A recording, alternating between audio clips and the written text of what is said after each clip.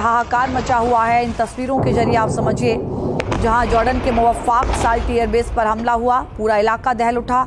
दावा किया जा रहा है कि एयरबेस को ईरानी बैलिस्टिक मिसाइलों से निशाना बनाया गया। हमले के बाद मिडिल ईस्ट में तनाव और ज्यादा बढ़ गया है। बड़ी खबर, अमेरिकी सैनिकों की मौत पर ट्रंप ने दुख जताया है। ईरानी हमले में सैनिकों की मौत पर दुख जताया है ट्रंप ने और ये कहा है कि ईरानी हमले में सैनिकों की मौत दुखद है। ईरान को परमाणु हथियार हम नहीं बनाने देंगे। जॉर्डन में घायल हुए अमेरिकी जवानों को सुरक्षित निकाला गया। जॉर्डन में घायल हुए जवानों को जर्मनी भेजा गया है। अमेरिकी सेना ने एयर मेडिकल इवैक्यूएशन किया और सभी घायल अमेरिकी सैनिकों को जर्मनी में भेजा गया, जहां उनका इस वक्त इलाज चल रहा है। यानी ईरान ने इस बार गहरी चोट दी है अमेरिका को। इराक के लार्क द्वीप के पास नौसेना ने चीनी तेल टैंकर को रोका है। चीनी तेल टैंकर को नौसेना की 10 स्पीड बोट्स ने रोका। जांच के बाद अपने रास्ते रवाना हुआ चीनी तेल टैंकर। लार्क द्वीप ईरान के बंदर अब्बास तट से दूर स्थित एक छोटा ईरानी द्वीप है, जो केशम द्वीप के पूर्व और होर्मुज के दक्षिण में पड़ता है, जहां इन दिनों तनाव अपने चरम पर है। ऐसे में यह दावा किया जा रहा है कि ईरानी नौसेना ने चीनी तेल टैंकर को रोका, जांच पड़ताल की और उसके बाद उसको वहां से रवाना कर दिया। ये तमाम घटनाएं बताती हैं कि मिडिल ईस्ट में ईरान की बढ़ती आक्रामकता के बाद अमेरिका को अपने सैन्य ठिकाने की सुरक्षा की टेंशन होने लगी है। IRGC ने जिस तरह एक्शन लिया है, उसके बाद अमेरिका ने अपने सबसे भरोसेमंद इजराइल की ओर रुख किया है। मगर यहां भी हालत नॉर्मल नहीं है। आखिर अमेरिका की उलझन किस तरह बढ़ी है, रिपोर्ट से समझिए।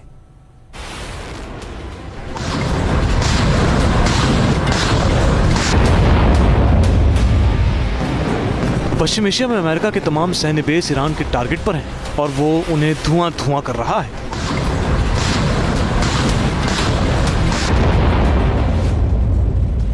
IRGC की मिसाइलें और घातक ड्रोन लगातार तबाही मचा रहे हैं, जिससे अमेरिका के सामने चुनौती खड़ी हो गई है।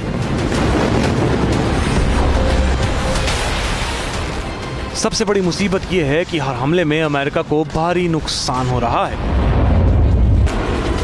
ऐसे में सवाल है कि अगर हर रोज ऐसे ही उसका सैन्य साजो सामान ईरान के हमलों की भेंट चढ़ता रहा तो जंग कैसे जीती जाएगी। खाड़ी के तमाम देशों में अमेरिका ने अपने बेस बनाए हैं, लेकिन ईरान के हमलों के बाद यह एहसास हो चुका है कि कोई भी सुरक्षित नहीं है। इसीलिए अब फोकस एक बार फिर इजराइल की ओर है।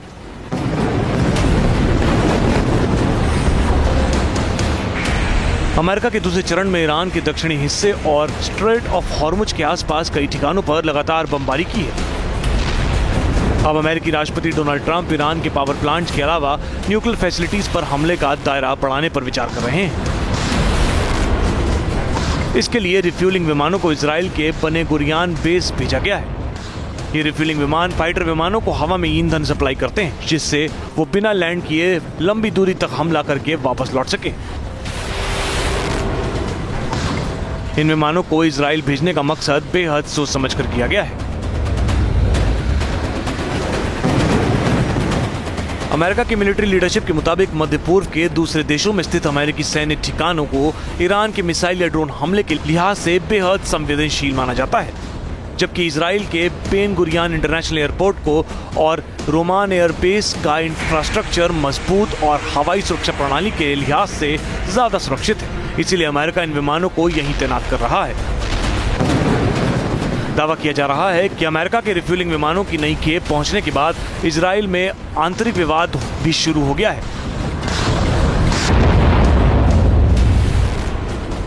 इजराइल की परिवहन मंत्री मीरी रागेव ने गर्मियों के सीजन में कमर्शियल उड़ानों में आ रही दिक्कतों के चलते अमेरिकी विमानों को हटाने या दूसरे मिलिट्री बेस पर शिफ्ट करने की मांग की है, जबकि इजरायली रक्षा मंत्रालय और IDF सुरक्षा कारणों में अमेरिका को वहीं रखने का समर्थन कर रहे हैं। ईरानी मिसाइलों पर अमेरिकी मीडिया का बड़ा दावा। अमेरिकी मीडिया ने अधिकारियों के हवाले से दावा किया है, ईरान ने तेज और ज्यादा पैंतरेबाज मिसाइलें विकसित की हैं। अमेरिकी एयर डिफेंस के लिए नई चुनौती की आशंका। ईरानी मिसाइलों को रोकना मुश्किल होने का दावा है। ये बड़ी खबर इस वक्त आपको बता दें। ईरान की ओर से अब और ज़्यादा नई जो मिसाइलें बनाई गई हैं वो बहुत पैंतरेबाज मिसाइलें हैं, नुकसान पहुंचाने वाली मिसाइलें हैं, लॉन्ग रेंज की भी मिसाइलें हैं। ऐसे में बड़ी मुश्किल हो रही है। अमेरिकी एयर डिफेंस सिस्टम के लिए भी एक नई चुनौती है। नई मिसाइलों को रोकना मुश्किल होने का दावा किया जा रहा है। ये बड़ी खबर इस वक्त आपको बता दें, यानी आने वाले वक्त में ईरान और ज़्यादा मुश्किलें क्या अमेरिका की बढ़ा सकता है। हालांकि अमेरिका की तरफ से ये कहा जा रहा है कि कमज़ोर किया जा रहा है ईरान को, लेकिन ईरान की आक्रामकता ये बता रही है कि ईरान अभी कमज़ोर की स्थिति में नहीं है। इसी बीच एक और बड़ी जानकारी आपको दें, इराकी कुर्दिस्तान के दोहुक में हमला हुआ है। ईरानी हमले के बाद दोहुक में भारी तबाही की तस्वीरें सामने आई हैं। ईरान ने विरोधी गुट के ठिकाने को निशाना बनाया है। ये बड़ी खबर, दोहुक में भारी तबाही की खबर है। ईरान की ओर से यहां पर विरोधी गुट के ठिकानों को टारगेट करते हुए हमला किया गया है। ईरान उन तमाम देशों पर हमले कर रहा है जहां अमेरिका के एयरबेस हैं। एक और बड़ी जानकारी, इराक के सुलेमानिया में ड्रोन अटैक हुआ है। अलगाववादी समूहों के ठिकाने पर हमले का दावा। ईरानी आत्मघाती ड्रोन हमले के बाद मची तबाही। आत्मघाती ड्रोन का इस्तेमाल किया गया है ईरान की ओर से। इधर एक और बड़ी जानकारी, अमेरिकी ऊर्जा कंपनी HKN का बड़ा फैसला। HKN इराक में अपना कामकाज बंद करेगी। युद्ध के चलते इराक ऑपरेशन रोकने का ऐलान किया। HKN अधिकारी ने कंपनी बंद होने की जानकारी दी है। अब देखिए कितना बड़ा असर इस युद्ध का अमेरिका पर भी पड़ रहा है, ये समझना होगा।